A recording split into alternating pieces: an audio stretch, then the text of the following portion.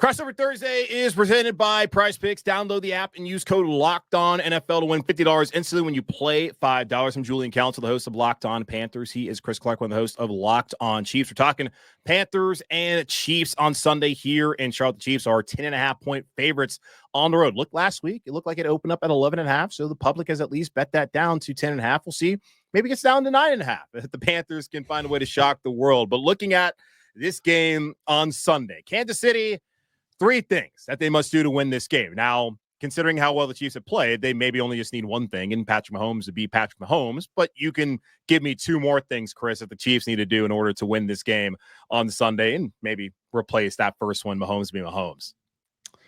For the past 3 weeks, they had been pretty good about not turning the ball over. Then last week, they turned the ball over twice. They have to win the turnover battle. They cannot turn the ball over. If they lose the turnover battle, this becomes a game, because you talk about it being a 10.5-point game right now. One turnover, that could easily be a 7-point flop. Yeah. It could be 14 if the Chiefs are right on the edge of scoring and then turn the ball over and the Panthers go get a touchdown. So they have to keep control of the ball, and I think that's something that Mahomes has to get better at. He has struggled this season. He's got 11 turnovers, 11 picks. You just cannot continue to do that and continue to play football deep into the playoffs. So that's something they need to get under control over the next couple of months. So take care of the ball and run the ball. If they run the ball and they run the ball well against the Panthers, I think that this is a game that they should be able to win, and it should be a 2-score game, if not a little bit more, because I do think that this offense has the ability to run the ball. And with getting Pacheco back, you have the ability to maybe run it a little bit more than you have in the past. And you're going to have two guys that should be able to get out there and have legs underneath them to be able to run the ball effectively. So I think that those could be two big keys in this game. Yeah, what's going on, man, with Mahomes? Because I turn on these games and it's just interception. Like, what the hell, man? Like, this is not what we're expecting out of him, as he's leading the league right now in interceptions. Well, I will. To be fair, the last interception was him just trying to make a play on fourth down. So I throw that one out, and he's had some that are bad plays on his part, but he's also had some. The first pass play, like on Sunday against Buffalo, is a pick, and like right then and there, yeah, that's as a neutral observer, I'm like, they're gonna lose this game, because like we've already known he's had those struggles this year. But when you come out and immediately throw a pick and let that crowd that's already ridiculously lubed up and ready to go let them be even drunker off of that interception, like that's not good stuff. No, and I mean, it was basically fundamentals. I mean, he tried to throw the ball, and he was moving when he was trying to throw it. Didn't pay attention to his feet. Didn't pay attention to his fundamentals and the way he throws the ball, and it sailed it, and it goes for a pick, and that becomes a Buffalo touchdown, and that completely changed the game. If he doesn't throw that pick to start, I think the Chiefs' offense probably goes down the field and scores. They've been generally pretty good about that on their first 15 type plays, going down and scoring early on those drives. So I agree. I think that's a huge issue. But the other reality is that they've had bad luck. I mean, he's had bad plays, but if you go look at, like, if you believe in PFF, PFF has turnover worthy plays. I think I saw something last week where he had maybe 5 turnover worthy plays and he had 9 picks. So at that point, you're sitting there going, okay, he's getting picks on plays that aren't turnover worthy. That tells you how bad the luck is. So at some point, you'd think that luck switches back and goes back in Kansas City's favor, to be even at least a little bit. But it hasn't happened so far this season. Yeah, and you also wonder if that's attributed to maybe just the guys that have been out so far this season at receiver, and maybe that goes into it. So we'll see if he can cut those down. But looking at Carolina, as far as the 3 out of the probably 90 things they need to do to win this game, not 90. I'm kidding, obviously. I'm sure someone's like, why are you saying 90? Relax. The 3 things that they need to do. It's a joke, folks. It's football. Number 1. They got to find a way to run the ball. As you're talking about, Kansas City, they're second in the NFL, allowing 3.6 yards per rush attempt. They're third in total yards rushing allowed. Carolina's only 25th in the NFL in rushing, but they're 10th in yards per attempt. And Chuba, as I mentioned earlier, 4th in NFL in rushing yardage, 5th in rushing success rate among running backs with at least 125 attempts. He's been outstanding. Jonathan Brooks, now he adds an element to that run game and also in the pass game as a back out of the backfield trying to catch the ball. So got to run it. Be able to take some pressure off of Bryce Young, and you're just not going to win this game if you cannot control the line of scrimmage. And it's not like Buffalo ran the ball well last week and they only had 104 yards, but when it mattered most, especially with Josh Allen, they got it done. So for Carolina to win but the difference is they have Josh Allen. I mean, exactly. No offense to the Panthers, but you don't have Josh Allen, so that changes things a little bit. Absolutely, and like it's not like Bryce. If Bryce makes that kind of play, then wow, hat tip to you.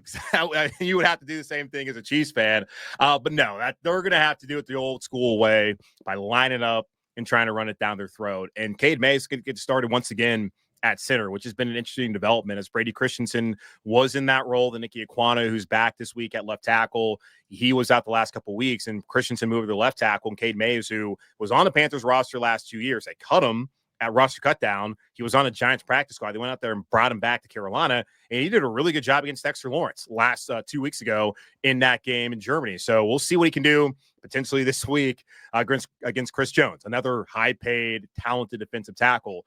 Second thing I got to do, got to cut it loose, man. Like Bryce Young is the last in the NFL in adjusted yards gained per pass attempt at 4.14.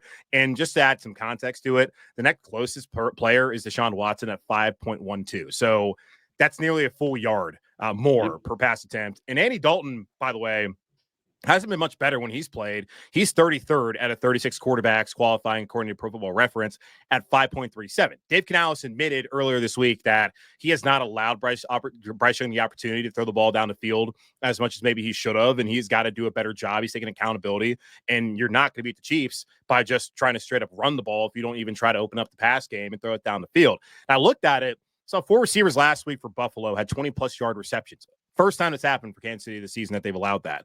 Panthers, shockingly, twice this year, they've had 4 different receivers have 20-plus yard receptions. That was against the Raiders in their win, and then the blowout loss against Chicago. So they got to cut it loose, open up things offensively to have any sort of chance. And then we talked about this a moment ago. They got to force and take advantage of Patrick Mahomes' mistakes, whether it's been on Mahomes or just bad luck. He's turned the ball over. 11 interceptions this season, but it's only the 9th worst interception percentage in the league. And the opponents have turned 4 of those interceptions into touchdowns and 3 of them into field goals. So last week, Buffalo cast that into a touchdown. Carolina has to do that if they're going to win this game. They're healthier in the secondary. They got DJ Wonnum back. They have to be able to not just only force turnovers, which they forced 3 of them in that win against the Giants, but they have to turn that into a touchdown. So complimentary football, we talk about it all the time here in Carolina. You do that, you have a chance to win this game on Sunday against Kansas City. How crazy is it that the NFL has basically shifted in 2 years? Like 2 years ago, if we were talking about this, we're not talking about they have to run the ball and they have to run the ball well. But this year, if you're not running the ball well, you're not probably playing well. The reality is NFL defenses have changed the way they're defending teams, and you have to be able to run the ball. And there are not many offenses that are able to get away from that. Buffalo is one of them that can get away from that and still be okay. But generally speaking, you have to be able to run the ball, and that is just a complete change from what it's been in the NFL the past several years. Yeah, but we're getting back to basics, in my opinion. Like I've always felt like this is a line of scrimmage game. Sure, you can throw it all over the yard, but if you can't get that yard when you need it, you're down at the goal line, you can't score, it's 3rd and inches, you can't get it, you're not going to be a championship team. And we have seen Kansas City's been able to run the football, even if we've always focused on what Mahomes could do. And we focused on the tackles when, I'm so sorry, man, Mike Rimmer's also single-handedly lost Super Bowl here in 2015. He's now done it twice because that game against Tampa Bay, he also could not block to save his life. And God bless you, having to start him at left tackle. It was bad enough at right tackle, but him at left tackle, we know we focused on that game. It was brutal. Yeah, but they focused on, you got to have the tackles, you got to have the passing game, all that. But man, if you can't run the ball, especially when you get to the playoffs, and Canales came here and talked about that, the team, and he comes from Seattle. And we know with Seahawks, when in their prime, with the Legion of Boom, but really Marshawn Lynch and Russell Wilson, they weren't asking him to do a ton. They were saying run the football until, they didn't run the football when they should have ran the football against New England. But we won't rehash that here on the show. But still, that's the basics of football, and I'm actually happy to see it as a guy who loves running game and loves defense and who loves the forward pass. But come on, relax. We need to throw the ball 50 times in this game. So last comments on this game. I don't have a score prediction. You don't have one either, but just any final thoughts just about the Chiefs and the Panthers heading this week as obviously a critical game for Kansas City as you open up the door to the rest of the AFC to come in there and potentially steal that bid or that bye week, that number 1 seed and that first round bye. There we go. Yeah, when I look at this game, and it's nothing against the Panthers, but when I look at this game, Kansas City needs to blow the doors off of them. And Panthers can be a good team. I've watched several of their games. They have moments where they look like they could be a good team on offense and on defense. But Kansas City, this is a game that shouldn't be close, and I expect it's going to be close just because that's how Kansas City generally has played this season. Is they play basically just good enough to win, no matter who they're playing. Obviously, that didn't work against Buffalo, but to me, Kansas City needs to come out and they need to blow the doors off of them because they need to show that they can do that. They haven't done it yet really this year. They need to show that they have the ability to come out and score a bunch of points and run away on a team. And this is really going to be probably one of your best opportunities to do it. The Panthers are up. You talked about it later. They got the Raiders coming up. They still have the Browns, the Texans, the Steelers. You're not going to be running away, on those games. You still have the Chargers and the Broncos. You're not going to be running the score up on any of those games, really, I don't think. So need to get the offense going, and it needs to happen this week. Yeah, I mean, it's certainly a can't lose kind of game for Kansas City. And for Carolina, I talked about it earlier this week. This is really about Bryce Young once again. And Canales talked about last Monday after the Giants game, going to that bye week, that they're running the ball the way they want to run the ball. They're protecting like they want to. They just have to get the passing game figured out. And I wondered, would that be him opening the door to go back to Andy Dalton? He continues to say they're evaluating this week to week, and Bryce Young has done the things that have allowed them to continue to put him out there and to build on some of the positive things he's done the last couple of weeks. But when they drafted Bryce Young #1 overall, David Tepper, the owner here in Carolina, who's the reason for all the struggles here since he bought the team, he said that Bryce Young gave them the best opportunity among the quarterbacks available in that draft to not just win a Super Bowl, but to win Super Bowls. And here's a news flash for people. If you go to the Super Bowl out of the NFC, the team you're going to face is Kansas City. So I want to see what Bryce can do against Kansas City. And I understand it's a Week 12 game. Yeah, the receivers are young, blah, blah, blah. We need to know whether this guy can do it or not. And if he can go out there and if he can spin it around and look more like that Bama Bryce, then that shows you, okay, potentially this could be the guy. One of the biggest matchups that we haven't even talked about in this game could be Spagnuolo versus Bryce Young. Spagnuolo has eaten young quarterbacks alive at times, and so that is going to be a key in this game. Is can he get to Bryce Young and can he make him do things that Bryce doesn't think? Can he fool Bryce is really going to be the question. If he can fool him into turning the ball over or making bad decisions, even if it doesn't turn into a turnover, that could be huge in this game as well.